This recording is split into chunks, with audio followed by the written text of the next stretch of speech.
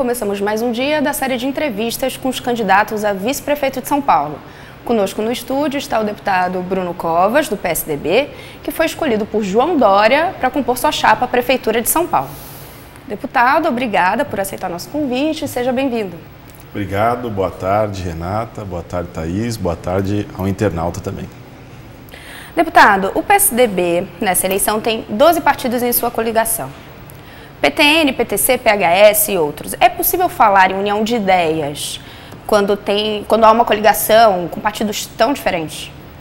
Claro, inclusive o nosso programa de governo tem sido elaborado e discutido a cada dia com a participação ativa de todos esses 13 partidos políticos, tem dado sugestão, levado sua militância para discutir conosco.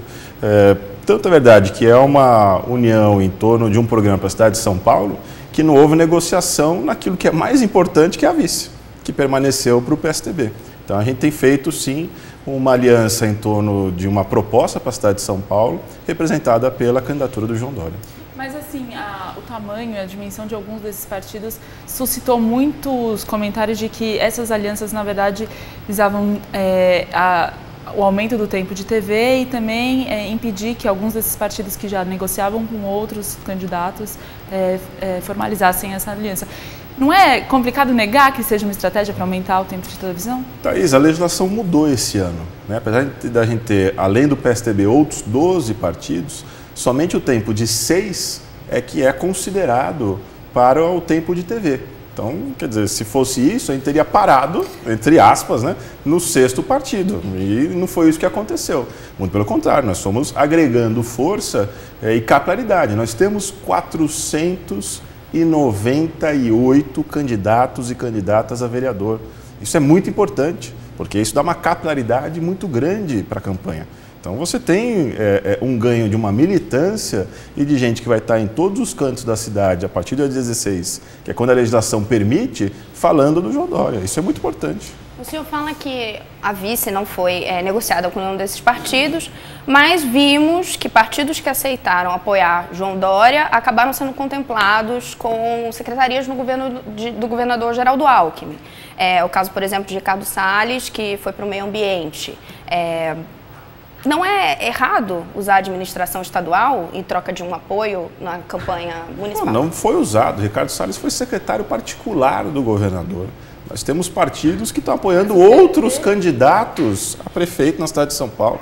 A Marlene, que esteve aqui recentemente, é do PTB, está apoiando o Russomano. E você tem a participação do PTB no governo do estado de São Paulo. São lógicas distintas, não tem nenhuma relação. Tanto tem relação que 2 desses nomes que teriam sido alçados aí às secretarias, que é o Pena do PV e o Laércio Benco do PHS, acabaram tendo suas nomeações adiadas e estão em compasso de espera justamente para abafar um pouco esses comentários de que teria sido uma troca. Então, Thaís, isso é uma conspiração levantada por você, não há nenhuma relação pelas pessoas que estão envolvidas com a formação dessa aliança e com o governo. Como também não há com relação a um possível futuro governo, que nós esperamos vencer essa eleição, com distribuição da secretaria ou de subprefeituras para esse ou para aquele partido. Então não há nenhuma relação de uma coisa com a outra. Agora, podemos esperar que esses partidos vão participar da administração, caso a chapa seja eleita? O João Dória foi bem claro, dizendo que eles vão poder apresentar nomes, vão poder apresentar sugestões, mas não há nenhuma obrigatoriedade de que eles vão ter uma cota de indicações ou que eles vão poder garantir o feudo da Secretaria A ou da Secretaria B. É natural que você vai preencher com nomes preparados, com nomes que acreditaram no programa, com nomes que vão estar à disposição para poder implementar isso, mas não há nenhuma garantia e nenhum vínculo de que é porque é do partido A ou do partido B que vai ser nomeado na prefeitura. O próprio lançamento, assim, o nascimento dessa candidatura inicialmente do João Dória já foi conturbado, as prévias foram um processo muito custoso para o partido, Andréa Matarazzo acabou saindo com muitas críticas ao candidato Dória e ao governador Geraldo Alckmin e houve denúncias de que houve compra de votos nesse processo, o Ministério Público está investigando, então a gente queria saber se o senhor, ao aceitar o convite para ser candidato a vice na chapa, se certificou de que não houve nenhuma irregularidade? Quais foram assim, as apurações que o senhor fez para poder aceitar esse convite? Thaís, eu participava do processo de prévias apoiando uma outra candidatura. Eu apoiei o Ricardo Trípoli, que era o nosso pré-candidato durante as prévias do PSDB. Então, portanto, eu participei desse processo não como alguém que acompanhou pelos jornais. Eu ia aos diretórios zonais, fui pedir voto, mandei carta, enfim, dediquei plenamente a isso. E não vi em nenhum momento desse processo qualquer fato que comprovasse essas denúncias. Essas denúncias foram ao Diretório Municipal do partido, que foi a instância interna para apurar e verificar isso, que julgou que não há nenhuma comprovação e está agora no Ministério Público, que ele investigue. Eu não vi nada em relação a isso. O senhor agora citou, apoiou no primeiro turno das prévias o deputado Ricardo Trípoli. Por que naquele momento achou que João Dória não era o melhor candidato? Porque já desde julho do ano passado, eu, Ricardo Trípoli, José Aníbal, nos juntamos em torno de uma ideia para a cidade de São Paulo, em torno de um projeto. Combinamos que, independente de quem fosse o pré-candidato, teria o apoio dos outros dois, muito antes do lançamento do André Matarazzo, do João Dória, quando ele não fez nada contra um ou contra outro. A gente fez algo de pessoas que fazem política há muito tempo conjuntamente, a favor da cidade de São Paulo, a favor do PSDB, nada contra ou porque a gente via qualquer defeito nesta ou naquela pré-candidatura. Acabamos decidindo pelo nome do Ricardo Trípoli, o partido não escolheu outro nome e eu rapidamente me coloquei à disposição. Mas ali quando ficou Andréia e João, quando a disputa ficou entre os dois, por que o João e não o Andréia? Foi um pedido do governador? Não, de forma alguma. Eu me sentia muito mais confortável estar ao lado do João. Conheço ele, conheço o preparo dele, conheço as pessoas que estavam junto com ele. Enfim, foi uma pessoa que me procurou, que pediu minha ajuda, que pediu meu apoio. Enfim, uma decisão muito tranquila ao apoio do João Dória no segundo turno. Aliás, o outro candidato nem quis disputar o segundo turno, né? Renunciou às vésperas da eleição. Por que o senhor e o José Aníbal, que já tinham sido pré-candidatos a prefeito em outra eleição, optaram por apoiar o Ricardo Trípoli em vez de lançarem os próprios nomes? Já havia uma intuição ou conversas de que o governador iria por um certo caminho, ou que o partido caminharia de certa forma? Não, em nenhum momento. Fomos ao governador. Durante todo esse processo em que nós três nos juntamos, depois escolhemos o nome do Trípoli, a gente foi a ele, comunicou, perguntou se tinha algum problema, enfim, em nenhum momento, porque o Trípoli foi o deputado mais votado do PSDB na capital em 2014. Eu, em 2015, estava no meio da CPI da Petrobras e depois na comissão do impeachment. Eu achava que não tinha tempo, como o Trípoli tinha, de poder percorrer todos os diretórios, de poder participar desse processo de prévias 24 horas por dia. Então, acabamos apoiando a candidatura do Ricardo Trípoli. Como o senhor viu o movimento do ministro José Serra, que é do PSDB, de incentivar André Matarazzo a apoiar Marta Suplicy, que é a candidata do PMDB? Primeiro que eu nunca vi nenhuma declaração do José Serra dizendo que o Matarazzo deveria sair do partido e apoiar a Marta Suplicy. Eu só vi algumas ilações em vários jornais, não vi nenhuma aspas dele falando uma coisa como essa. Eu sempre trabalhei a favor da união do partido, não tenho nenhum problema de relação com nenhuma das figuras do PSDB. Eu costumo dizer que não foi a cegonha que me trouxe, foi um tucano. Nasci e me lembro percorrendo a cidade atrás do número de mínimo de filiados para poder abrir um novo partido em 88. Então, eu acho que tanto o José Serra, quanto o Fernando Henrique, quanto o próprio Goldman, são pessoas que são um patrimônio do PSDB, que têm uma folha de serviço prestados à cidade de São Paulo, ao Estado, ao Brasil, ao partido, e, portanto, a gente acredita muito que até dia 2 de outubro todos eles estarão conosco nessa campanha. Deputado, mas o fato concreto é que esses nomes que o senhor citou, que classificaram como patrimônio do partido, não estão dispostos a endossar publicamente a campanha de João Dória. Mas nós vamos trabalhar para isso até o dia 2 de outubro. Mas assim, desde que o senhor foi anunciado, a expectativa era de que o Fernando Henrique já teria se pronunciado, enfim, na semana seguinte a convenção João Dória disse que ele faria isso, ele ainda não fez. A escolha do senhor como vice foi estratégica nesse sentido, tanto pela sua atuação no partido como pela atuação da sua família, e até agora a gente vê que esse racha se agrava, né? A campanha nem começou. A campanha começa dia 16 de agosto. Ainda tem uma semana para isso. Mas o partido tá em nenhum momento o João Dória disse que seria no dia tal, no dia A, B ou C. Ele disse que acreditava que Fernando Henrique faria esse pronunciamento. Então não tenho nenhuma razão para duvidar que uma pessoa com a história do Fernando Henrique, com a história do Zé Serra, não vão estar ao lado do candidato escolhido pelo partido. Tenho certeza que eles estarão conosco. No caso do ex-governador Alberto Goldman, já declarou também textualmente que não irá votar em João Dória. Até dia 2 de outubro nós vamos tentar reverter esse voto. Como vocês estão trabalhando para pacificar? Conversando, dialogando, estabelecendo pontes, enfim, as formas naturais que se faz para conseguir convencer alguém a vir apoiar e ajudar a gente.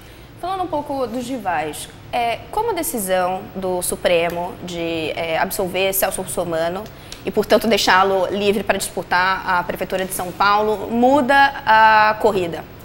Bom, para a gente não muda nada, né? Até porque nós entendíamos que o Russomano era candidato em janeiro, em fevereiro, em março, abril, semana passada, essa semana, então, portanto, a gente continua com o mesmo espectro de adversários nessa eleição. Mas essa decisão fortalece. Fortalece quem? Russomano. É óbvio, ele tem uma decisão que ele não tinha antes, não há a menor dúvida. Mas em relação à estratégia de campanha, isso não muda nada. Para a gente são os mesmos adversários que nós tínhamos uma semana atrás, 2 semanas atrás. Aliás, a gente tem uma estratégia agora que é a estratégia óbvia para um candidato que nunca disputou uma eleição, que é passar agora o início do horário eleitoral apresentando o João Dória. Quem é o João Dória, qual é a história dele, o que ele pensa e, portanto, independe de quem são os adversários para poder seguir por essa linha. O senhor acredita, concorda com a avaliação feita pela própria campanha de que o Russomano seria o principal adversário disputando o mesmo eleitorado do João Dória e o Russomano? Thaís, a gente não escolhe adversário. A gente escolheu o nosso candidato. Se nós vamos disputar com o Russomano, com a Erundina, com o Haddad, com a Marta, é a população que vai escolher quem nós vamos enfrentar no segundo turno, somos nós. Não tem adversário mais fácil ou mais difícil. Até porque numa eleição como essa, concorrida, competitiva, com acompanhamento muito forte, muito presente, como tem que ser da mídia, da população, da imprensa nacional, essa é uma eleição muito difícil, não tem nenhuma facilidade, dificuldade, porque é esse ou aquele adversário. Nós respeitamos muito qualquer adversário. Mas a questão Marta, Erundina e Haddad tem passagens pelo PT, o Fernando Haddad continua sendo do PT, o Russomano tem um discurso antipetista, assim como o do João Dória, então existe uma disputa por um eleitorado que quer a mudança, que quer ver uma nova forma de administração, então não é natural que seja uma disputa entre esses dois nomes? Acho que a divisão vermelhos e azuis na cidade de São Paulo não vai se repetir como em eleições passadas.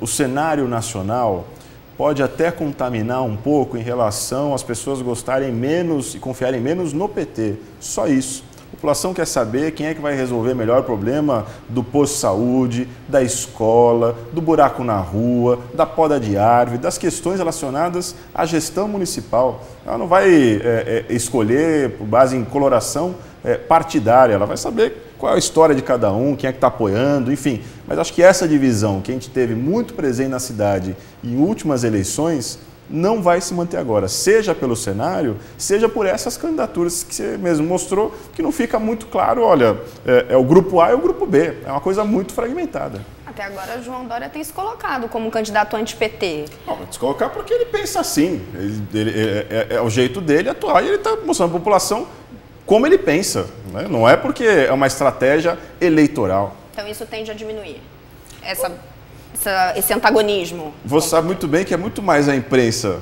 que coloca qual é a pauta que quer escutar do que o candidato. A gente está sempre respondendo, né? Nesse caso, João Dória verbalizou diversas vezes. Sem ser provocado. Exato. Ele participou das manifestações de rua, foi à rua, foi pedir o impeachment da presidente Dilma. É o que ele pensa.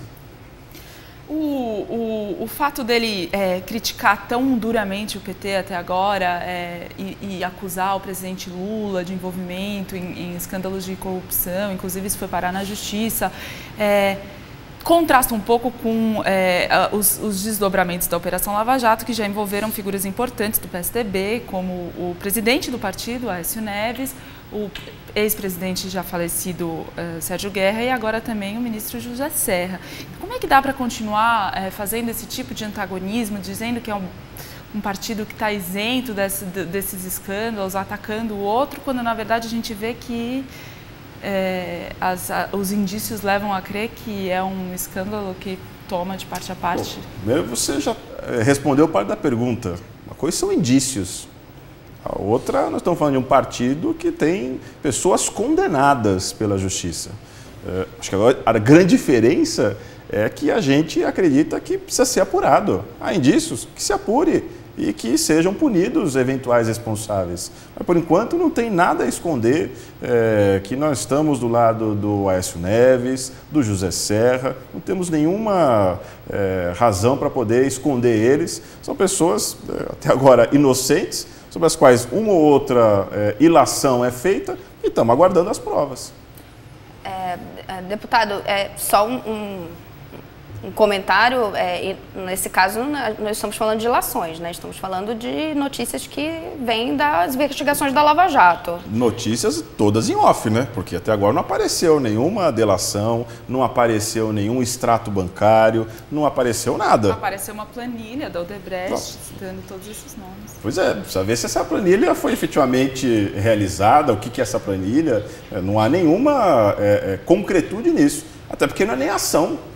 Se o Ministério Público tivesse certeza em relação às denúncias, ele já tinha apresentado a ação, as pessoas já seriam réus.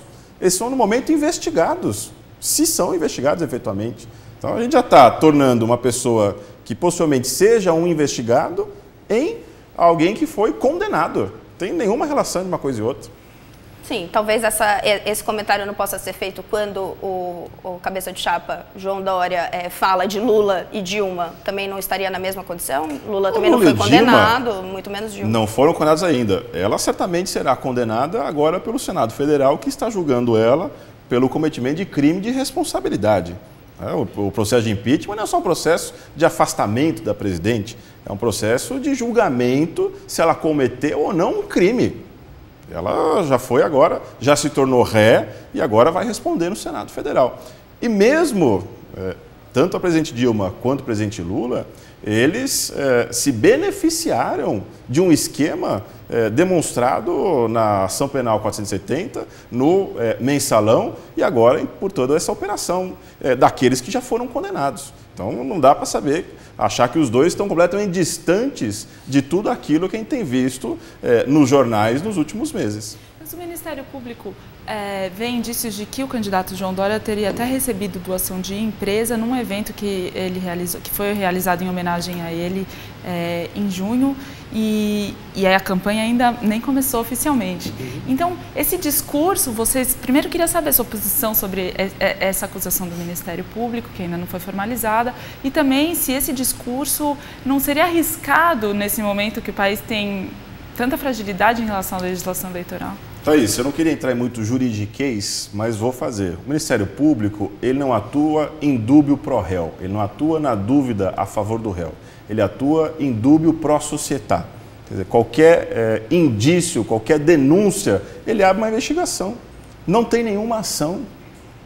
Não tem nenhuma ação, ele não é réu em nenhuma ação. O Ministério Público não chegou e falou, não, eu tenho certeza que isso aconteceu e agora quero que ele seja julgado pela justiça. Ele só pode ajuizar essa denúncia depois do início oficial da campanha, no dia 16 de agosto, mas ele disse que o fará. Vamos aguardar isso, vamos responder com maior tranquilidade. A campanha, João Dória já expressou que pretende gastar entre 15 e 20 milhões, correto? Que vocês estão estimando para a campanha? De onde virá esse dinheiro? Doação de pessoas físicas, né? Um pouco do fundo partidário, que é o que pode hoje. Quanto? Não sei lhe estimar quanto agora. Acho que não é claro que a gente tem um diferencial, que é um candidato que tem patrimônio e vai poder doar para a campanha. É injusto? É injusto. Mas é a legislação, tá certo? Nós não estamos fazendo nada fora da legislação. Então vocês contam com o dinheiro de João Dória para custear? Ele já colocou isso muito claro, que vai colocar dinheiro dele. Quanto ele vai colocar? Não sei dizer. Esta semana aqui na Sabatina, Marlene Campos Machado, que é a vice de Russomano, disse que acredita que Russomano já está no segundo turno. O senhor concorda? Eu acho que não tem ninguém no segundo turno ainda. Quem vai colocar no segundo turno é a população dia 2 de outubro. Se não precisasse de eleição, a gente faria pesquisa, né? E pronto, feita a pesquisa, a gente já sabe quem está eleito e quem não está eleito. Agora, passada a Olimpíada, depois de iniciar o horário eleitoral gratuito, com o início dos debates na TV, é que a população vai sentar em casa, com a família, no trabalho, no bar e falar, bom, o que você achou desse? O que você achou? A população não começou a discutir ainda a eleição municipal. Você sai na rua, você percebe isso. Né? Muita gente nem sabe que vai ter eleição dia 2 de outubro. Então, a pesquisa agora é importante? É claro que é importante. Ela mostra uma tendência? Ela mostra uma tendência. Mas, efetivamente, e a última eleição demonstrou isso, que é com a campanha que a população vai escolher, vai debater e vai escolher quem ela acha que vai governar a cidade de São Paulo. O senhor tem uma curiosidade que eu gostaria de saber. O João Dória é uma figura nova, né? Que primeira eleição que ele disputa e ele tem esse perfil muito obstinado, ele gosta de dizer que trabalha muito, muito perfeccionista. Eu queria saber como é o convívio de vocês dois na campanha. Tem sido muito tranquilo. É uma pessoa que cobra muito, que exige muito de toda a equipe, das pessoas que estão no entorno dele, mas é uma pessoa que está sempre com uma palavra de entusiasmo, tem uma palavra de motivação. Acho que as pessoas têm alguma resistência inicial, até um certo preconceito mesmo em relação a ele. Por quê? Porque é um empresário, porque é uma pessoa que tem patrimônio, as pessoas têm um certo preconceito em relação a isso. Então, eu acho que é bom, né? Eu acho que não há nenhum problema em relação a isso. Eu acho que o mais importante não é ter ou não ter patrimônio, mas importante é a sensibilidade que ele tem. Eu acho que isso ele vai poder demonstrar durante a campanha, principalmente. Ele tem demonstrado isso nas ruas, com o carinho que ele trata as pessoas, com a sensibilidade que ele tem, com algumas realidades que ele tem constatado. Então, acho que quanto mais pessoas conhecerem João Dória, mais ele vai pontuar nas pesquisas. O vereador André Matarazzo, citamos um pouco ainda quando falamos das prévias, ele tomou uma decisão de apoiar a Marta e até aqui ele foi o primeiro entrevistado na nossa Sabatina, fez críticas diretas ao João Dória e deixou bem claro que ele tem um propósito também de mostrar que ele não é um candidato qualificado. O senhor acha que André Matarazzo, como um tucano histórico até outro dia, conseguirá levar eleitores do PSDB para a chapa de Marta Suplicy? Bom, primeiro o seguinte, a gente precisa relevar essa fala do Matarazzo, né? Primeiro, que certamente ele dá um pouco ainda sentido, porque perdeu nas prévias para o João Dória. Segundo, que ele é um adversário. Então é claro que ele quer desconstruir os outros, porque os outros são adversários dele nesse processo eleitoral. Ele quer ser eleito vice-prefeito. Então ele está agora preocupado em tentar desconstruir a imagem dos outros. Mas vamos falar a verdade, né? A candidatura Marta Suplicy, André Matarazzo, seria como a candidatura Ted Cruz, Bernie Sanders. Não foram escolhidos no Partido Republicano, não foram escolhidos no Partido Democrata e resolveram montar uma chapa própria. Então, acho que a população vai perceber isso. Agora, o senhor... Nessa analogia, o João Dória seria o Donald Trump? Não. Ele já falou que não pensa como o Donald Trump e que, se fosse americano, votaria na Hillary. O senhor falou... Tentou me pegar, né, Renata? O senhor levou para a campanha americana, foi inevitável perguntar, né? O senhor fez essas críticas ao André Matarazzo, que foi uma pessoa que esteve no PSDB por 25 anos. A saída dele suscitou todo esse racha dentro do partido e eu queria saber o que o senhor acha que o seu avô, o ex-governador Mário Covas, acharia desse período atual do partido, o que mudou, por que o partido está tão fragmentado? Bom, não sei se ele está tão fragmentado assim, acho que estamos, claro, vivendo ainda um resquício das prévias. A primeira prévia só ocorreu porque não foi fácil encontrar um nome. Se fosse fácil encontrar um nome, não teria tido prévia, né? Eu entendo, só tem sentido você fazer prévia se aqueles que são derrotados aceitam o resultado. porque senão você não precisa fazer prévia, faz um sorteio, então. Eu aceitei o resultado. Fui apoiar o João Dória no segundo turno, me coloquei à disposição, comecei a participar da campanha e, muito felicidade, recebi o convite para fazer parte da chapa dele. Infelizmente, o André Matarazzo não teve essa atitude, enfim, resolveu seguir outra carreira, resolveu seguir o projeto dele, a gente respeita. Mas o que o senhor acha que mudou assim do partido nesses... O partido sempre teve disputa interna. Em 1991, com 3 anos, o partido teve uma disputa para o diretório estadual entre Geraldo Alckmin, candidato apoiado na época por José Serra, e Zulaê Cobra, candidata apoiada pelo Mário Covas. E o partido sobreviveu. Essa disputa é natural, somente num partido onde você tem muitas lideranças. Não tem nenhum problema em relação a isso, desde que você consiga conviver no momento seguinte, né? Às vezes você ganha, às vezes você perde. Eu mesmo já disputei eleições dentro do partido e perdi, nem por isso saí do PSDB. Falando um pouco de questões da cidade, mas aí vou aproveitar para rememorar um pouco, já que falamos das prévias. No primeiro turno das prévias, o senhor gravou um vídeo de apoio ao Ricardo Trípoli na frente do estádio Pacaembu. Numa referência a Dória, uma provocação naquele momento, porque ele já defendia a privatização do Pacaembu, que é algo que ele traz de novo agora para a campanha de fato. O senhor mudou de ideia em relação à privatização? Bom, primeiro que essa questão foi resolvida na prévia, né? O partido escolheu um modelo, não escolheu só um candidato, escolheu uma proposta que ele apresentou. Segundo, o próprio João Dória já tem colocado que agora entende que o melhor a ser feito é um processo de concessão, que é inclusive o que a gente defendia naquele momento.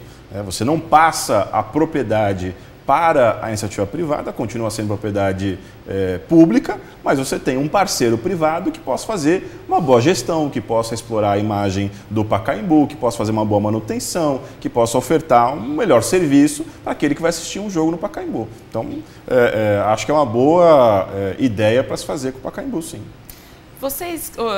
O PSDB colocou no plano de governo a palavra apartheid como eixo de programa social, só que, como a gente sabe, o apartheid rememora a segregação. Como que vocês apresentam um programa de governo que nem o vice nem o candidato leram? Quem disse que eu não li? E não pegou essa... O problema é que há uma má fé em relação à interpretação que é feita. Você tem lá 5 eixos da cultura. Primeiro dele, choque de cultura. Ninguém está achando que as pessoas vão para o cinema e vão tomar choque, né? É claro que as pessoas conseguem compreender que é preciso ofertar mais bens e mais serviços culturais. Aí vem apartheid, acabar com a segregação que existe na cidade. A gente tem uma oferta cultural para o centro e a gente quer fazer uma oferta cultural para toda a cidade. Basta ler a frase completa que você entende o sentido do que está ali. Então não houve erro O que houve de erro é de expressar e talvez não ter feito a frase completa para as pessoas entenderem melhor. Eu, do jeito que li, entendi completamente o que estava ali feito. Porque agora ele está sendo revisto para não ter essa má interpretação que as pessoas fizeram. A gente não tem compromisso com o erro, certo? O conteúdo, ele está certo, mas algumas pessoas interpretaram de uma forma completamente equivocada. Eu não fiz dessa forma. Previsível que uma palavra dessa, tão forte, provocasse esse tipo de reação? Bom, se você ler a frase completa, está lá, apartheid, acabar com a segregação na cidade. Para mim não há a menor dúvida do que você pretende fazer. Não foi um erro? Não, nós vamos refazer porque para acabar com esse dilema, porque fica uma outra interpretação que eu não consegui fazer, o João Dória não conseguiu fazer, mas para acabar com essa discussão. O senhor citou que, por exemplo, na questão do estádio, uma visão compartilhada pelo senhor, também naquela ocasião por Ricardo Trípoli e Aníbal, foi incorporada ao plano de governo. Quais das ideias do senhor estão nesse programa, ou estarão na versão? Tem várias, por exemplo, você integrar a ação municipal de saúde com a ação que o Estado faz na cidade de São Paulo. Você tem hoje 2 sistemas de entrada na saúde que não se conversam, que não tem o menor sentido uma coisa como essa. Você precisa montar em cada região da cidade de São Paulo redes em que você tenha do mais básico, que é o Programa de Saúde da Família, até o mais especializado, que é uma UTI neonatal, algo compartilhado com o que já é oferecido hoje pelo Estado, pelo município e até pela rede privada de forma conjunta, né? Porque às vezes a ambulância atravessa a cidade quando você poderia ter um leito na própria região, só que ele é disponibilizado por um outro ente. Então você precisa ter uma gestão integrada na área da saúde e isso, por exemplo, está presente no nosso plano de governo. O João Dória mudou de ideia sobre o fechamento da Paulista depois que as pesquisas mostraram que a população aprova a iniciativa. E, da mesma forma, ele falou bem das ciclovias, que é outra marca da gestão Haddad. Quais outras iniciativas, bandeiras do atual prefeito a chapa vai ou pode abraçar? É difícil achar outras boas iniciativas do atual prefeito, né? O fechamento da Paulista realmente mostra que você não tem espaços públicos à disposição da população. Nós fomos lá num dia que estava chovendo e estava lotado de pessoas fazendo atividades, então, portanto, é algo perfeitamente plausível a manutenção. Acho que as pessoas já se readequaram para poder entender o fechamento da Paulista. As ciclovias, embora seja uma boa iniciativa, ele tem dito que é preciso readequar o sistema. Elas foram feitas de forma completamente desorganizadas. Como se você jogasse orégano pela cidade de São Paulo, aqui tem ciclovia, aqui tem ciclovia, aqui tem ciclovia. Não tem nenhum sentido. Pela calçada, em ruas íngremes. O sistema ele precisa abastecer os pontos de trem, os pontos de metrô para a pessoa ir de casa até esses pontos e entrar no transporte público. É essa lógica, né, de readequar esse sistema, utilizando bem o recurso público que ele tem defendido. Não é simplesmente manter o que está aí. Quais são as outras formas de ampliar o uso do espaço público pela população que o senhor diz que é uma demanda? Cuidando bem, inclusive, do que tem. Muitas praças abandonadas, sem iluminação, sem manutenção e que acabam sendo pontos de venda de droga, pontos que a população não quer ir com a família, com os amigos no final de semana, aproveitar alguns espaços para poder transformar eles em praças e parques públicos, que hoje são ociosos, né? Então você tem algumas ações a serem feitas e com a ideia nossa de ter uma descentralização ainda mais forte, né, tornar o que hoje é o subprefeito, o prefeito regional vai mapear cada canto dessa cidade, inclusive para coibir as invasões. Hoje a cidade de São Paulo tem uma quantidade imensa de invasões por todos os espaços, porque os subprefeitos não cuidam do espaço urbano. Mas a população se preocupa que a privatização de parques e de praças pode, de alguma forma, dificultar o acesso ou impor restrições. A única proposta que teve de privatização de parques, que foi uma proposta de concessão desses parques, foram dos parques que são áreas de conservação, não daqueles parques que são espaços de lazer. O caso do Jockey é... Não, esse é da prefeitura, né? Estou falando do Estado, das ações do Estado. Então, por exemplo... Não, estou falando da proposta do João Dória, de fazer concessões de praças e parques. Então, são áreas de conservação da natureza, né? São áreas que você tem a proteção da biodiversidade como a principal fator daquele espaço. Você não vai pegar uma praça que tem banco e privatizar, não tem nenhum sentido, porque você só tem parceiro privado a partir do momento que você tem algo para ele explorar, né? Então, a não ser que você feche todas as praças e cobre a entrada, não é isso de forma alguma que você quer fazer, muito pelo contrário, você quer dar mais oportunidades e não restringir o que já tem. Como a chapa imagina que deve ser o papel da Guarda Municipal e se há planos específicos, no caso, para a Guarda Municipal?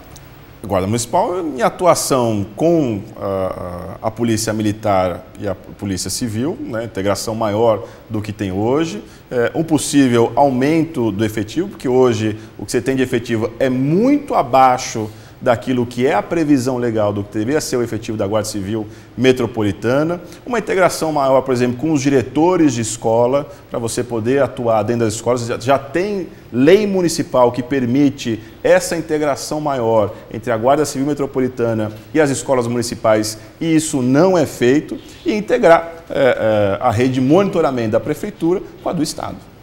E a questão da Cracolândia, o João Dória já falou que pretende erradicar e é a favor da internação compulsória. Qual que é a sua opinião sobre isso? Bom, ele tem dito que é a favor do programa que o Estado desenvolve, que é o programa Recomeço. O programa Recomeço, ele consegue recuperar 50% daqueles que vão para as comunidades terapêuticas. 50%. O programa da Prefeitura recuperou 40%, não é por cento, pessoas. O programa que a Prefeitura tem hoje é de estímulo à Cracolândia.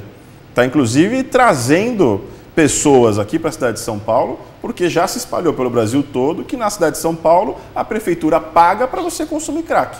Não é isso que a gente quer fazer uma parceria com o Estado para ampliar o programa Recomeço, que dá oportunidade para as pessoas. Apenas 19 casos nós tivemos de internação compulsória. Então, portanto, são internações, na sua grande maioria, de pessoas que querem sair daquilo. Ninguém que está ali quer continuar do jeito que está. Você, com assistência social, com conversa, com diálogo, tem retirado grande parte das pessoas que estão indo para a internação. Internação compulsória se restringiu a 19 casos, a pedido da família, com apoio do Ministério Público e aprovação do Poder Judiciário. Qual a opinião do senhor em relação à isenção de IPTU dada às igrejas? A matéria da Folha mostrou que é um volume grande de recursos, né, que poderia ser usado para na verdade, nós não temos isenção de IPTU, nós temos imunidade. São coisas completamente distintas. A Constituição Federal proíbe que se cobre tributos das igrejas. Então, não é que se isentou... o efeito é o mesmo.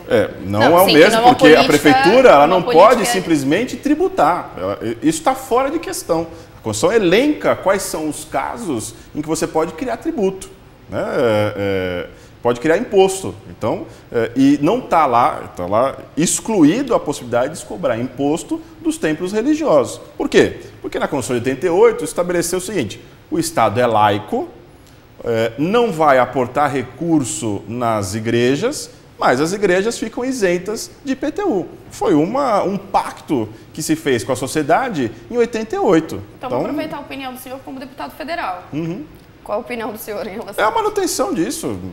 Sou contra ampliar, por exemplo, os casos que você tem aluguel, que daí a propriedade não é da igreja, aí é de quem alugou aquele espaço. Aí sim seria uma isenção da qual eu sou contra. Mas a imunidade prevista na Constituição, ela tem uma lógica por trás, que é a lógica de você não dar recursos para nenhuma igreja. Então você não pode ter um convênio com a Santa Sé, né? Você não pode ter convênio com a Igreja Universal para poder repassar recursos, mas, em contrapartida, elas não pagam IPTU. E como é que seria possível reverter esse déficit histórico já de vagas em creches para as crianças, por exemplo? Há uma falta de recurso, há uma tentativa de fazer mais parcerias com a iniciativa privada, há temor de que isso possa piorar a qualidade do atendimento. Qual que é a proposta? A primeira ação é exatamente a segunda preocupação sua, que é a gente ter uma central que possa monitorar os convênios já existentes para garantir a qualidade desse serviço que é prestado, né? Não dá para, em nome da ampliação, sair conveniando com qualquer um sem ter a preocupação do serviço que é prestado. Então, eu acho que a primeira ação zero é você ter uma fiscalização maior dos convênios já feitos para ser um serviço de qualidade. A partir daí, a partir do momento que você tem um mínimo que é estabelecido, buscar ampliar isso. A gente não tem nenhuma dificuldade em conversar com ONGs, com o setor privado, para poder ampliar essa demanda, que é um dos graves problemas que nós temos na cidade de São Paulo. Eu acho que essa é uma das preocupações maiores do próximo prefeito. Voltando rapidamente, a gente falou sobre a questão das igrejas, mas como o senhor acha que deve ser feita, e se deve ser feita alguma política de incentivo fiscal, de exoneração fiscal e para quais setores? Veja, aqui a cidade de São Paulo, ela tem uma vocação, que é a vocação da área de serviço, né? A gente não vai ampliar o parque industrial da cidade de São Paulo, né? A gente tem que respeitar isso. É o setor de turismo, é o setor de tecnologia, é o setor de comunicação. Então a gente tem que pensar qual é a vocação e aí sim pensar se há necessidade de fazer incentivos fiscais para atrair mais empresas. Hoje, na minha opinião, só tem sentido fazer isso para aquelas de alta tecnologia, né? Principalmente para você poder dar emprego para aqueles jovens que hoje não tem oportunidade, mas que está preparado para essa área, que é a tecnologia, da inovação, da computação, do hardware, do software. Enfim, é esse pessoal que a gente poderia atuar em algum tipo de isenção fiscal. Mas vamos lembrar que nós estamos num período muito difícil de avançar nesse tema. Nós estamos num período em que a receita vem caindo, né, por conta de toda essa crise que o Brasil passa, e é muito difícil você abrir mão de receita nesse primeiro começo. Tá? senhor tem expectativa de assumir um papel específico na administração se a chapa for eleita? Em que sentido você diz isso? Uma secretaria, uma linha de frente? Não, eu acho que estarei ao lado do João Dória para governar a cidade junto com ele, né? Fazendo inclusive clínica geral, né? Participando ali de todos os temas. Ele colocou que não há nenhuma possibilidade de ter um vice decorativo, que estaria ao lado dele ajudando a governar a cidade de São Paulo. É nessa linha que a gente vai se colocar durante a campanha. Por que abrir mão de se a chapa for eleita, o senhor terá de abrir mão do mandato de deputado federal. Por que abrir mão disso para... É uma escolha, né?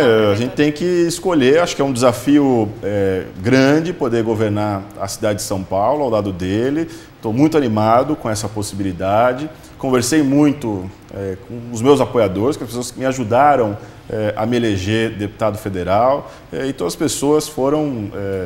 muito favoráveis a essa iniciativa. Então, estou muito tranquilo em relação a essa escolha. O senhor chegou a conversar com o governador Geraldo Alckmin sobre essa escolha? Não. Teve alguma conversa com ele antes de... Em relação à escolha de vice, não. Como que em relação ao que o senhor teve conversa com ele? Em relação a vários assuntos, a Senado de Brasília, impeachment, enfim, qualquer ação relacionada a questões, preocupações do governador em relação ao governo federal, repactuação da dívida, enfim, esses temas. O governador apoiou João Dória no processo interno do partido de prévias, esteve na convenção. Como é que o senhor imagina que será, caso a chapa seja eleita, o comportamento do governo do estado em relação à prefeitura? No que, tendo ambas as administrações do PSDB, no que isso pode beneficiar a cidade? Nós tivemos essa experiência aqui com o governador Geraldo Alckmin frente ao Palácio dos Bandeirantes e o Serra, prefeito de São Paulo. Isso é uma integração entre os dois entes que foi muito produtivo para a cidade de São Paulo. A população aprovou aquela parceria que é feita. Infelizmente, não foi tão possível, acho que por má vontade de quem está no governo municipal, porque do parte do governador Geraldo Alckmin sempre houve toda a disposição para o diálogo e para a ação conjunta. O senhor acha que... Quem o senhor acha que será o principal oponente agora que vai começar a campanha de fato? Eu não tenho... a gente respeita todos os oponentes, acho que não tem um principal e um secundário. A população é que vai definir. Como eu disse, só a partir do dia 16 é que começa a possibilidade de você ir para a rua pedir voto.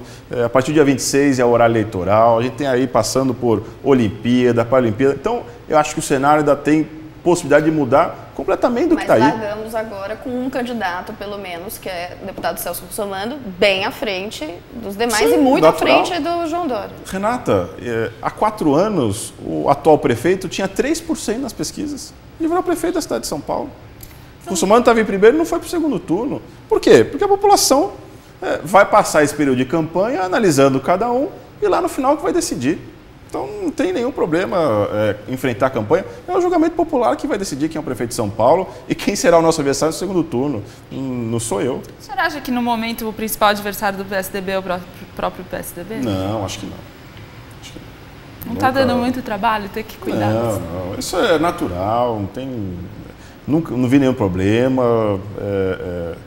Sempre tem a discussão interna, ela é boa, isso mostra que o partido é vivo, o partido não é de A, B ou C, que a gente tem muitas lideranças. Que bom que é assim. Eu acho que é pior em partidos em que você tem só uma pessoa que determina quem que vai ser o candidato, quem que vai apoiar, tira daqui, coloca ali. Eu me sinto muito bem no PSDB.